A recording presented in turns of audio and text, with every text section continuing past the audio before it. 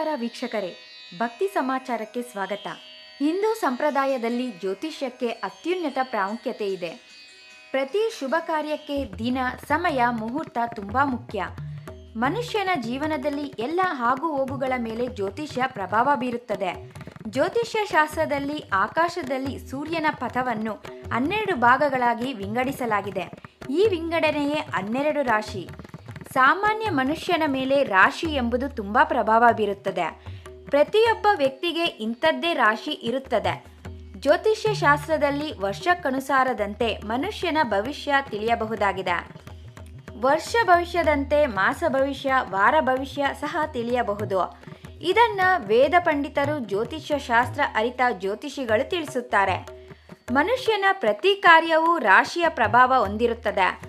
ರಾಶಿಯ ಸ್ಥಿತಿಗತಿ ಮೇಲೆ ಆ ವ್ಯಕ್ತಿಯ ಯಶಸ್ಸು, ಸಾಧನೆ, ನಷ್ಟ, ಕಷ್ಟ ಎಲ್ಲವನ್ನೂ ಬಿಡಿಸಿ ಹೇಳಲಾಗುತ್ತದೆ.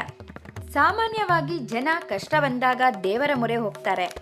ಕೆಲವೊಮ್ಮೆ ಬಗೆಹರಿಸಲಾಗದೆ ತೊಳಲಾಟದಲ್ಲಿದ್ದಾಗ ಜ್ಯೋತಿಷಿಗಳ ಮಾರ್ಗದರ್ಶನದಲ್ಲಿ ದೇವರ ಪೂಜೆ, ವ್ರತ, ಮಂತ್ರಪಠನ, ದೇವಾಲಯಗಳ ದರ್ಶನದಂತಹ ಕಾರ್ಯಗಳು ಮಾಡುತ್ತಾರೆ. 12 ರಾಶಿಯವರಿಗೆ ಲೋಪದೋಷಗಳು, ಸಮಸ್ಯೆಗಳು ಇದ್ದಾಗ ಒಂದೇ ಒಂದು ಮಂತ್ರದಿಂದ ಸಮಸ್ಯೆಗಳಿಂದ ಮುಕ್ತಿ ಪಡೆಯಬಹುದು. ಜ್ಯೋತಿಷಿಗಳಾದ ಡಾಕ್ಟರ್ ಮಂಜುನಾಥ್ ಭಟ್ರವರು 12 ರಾಶಿಯ ಎಲ್ಲ ವ್ಯಕ್ತಿಗಳು ಪ್ರತಿನಿತ್ಯ ಪಠಿಸಬೇಕಾದ ಮಂತ್ರ ತಿಳಿಸಿಕೊಟ್ಟಿದ್ದಾರೆ. 12 ರಾಶಿಯವರು ಕೂಡ ಈ ಮಂತ್ರವನ್ನ ಜಪಿಸೋದ್ರಿಂದ ನಿಮ್ಮ ಕಷ್ಟಗಳು, ಸಂಕಷ್ಟಗಳೆಲ್ಲವೂ ಕೂಡ ಪರಿಹಾರ ಆಗುತ್ತೆ. 9 ಗ್ರಹಗಳು ಕೂಡ ಯಾವುದೇ ಕೆಟ್ಟ ಸ್ಥಾನದಲ್ಲಿ ಇದ್ರೂ ಕೂಡ ಶಿವಫಲವನ್ನು ಕೊಟ್ಟು ಸರ್ವದೋಷಗಳನ್ನು ನಿವಾರಣೆ ಮಾಡಿ ನಮ್ಮ ಕಷ್ಟಗಳು, ಸಂಕಷ್ಟಗಳು ಪರಿಹಾರ ಆಗುತ್ತೆ. ಈ 12 ರಾಶಿಯಲ್ಲಿರ್ತಕ್ಕಂಥ ಎಲ್ಲ ವ್ಯಕ್ತಿಗಳು ಕೂಡ ಒಂದೇ ಮಂತ್ರವನ್ನು ಹೇಳಿದ ಸಾಕು. ಮೃತ್ಯುಂಜಯ ರುದ್ರಾಯ, ನೀಲಕಂಠಾಯ ಶಂಭವೆ, ಅಮೃತೇಶಾಯ ಶರ್ವಾಯ, ಮಹಾದೇವಾಯ ತೇ ನಮಃ.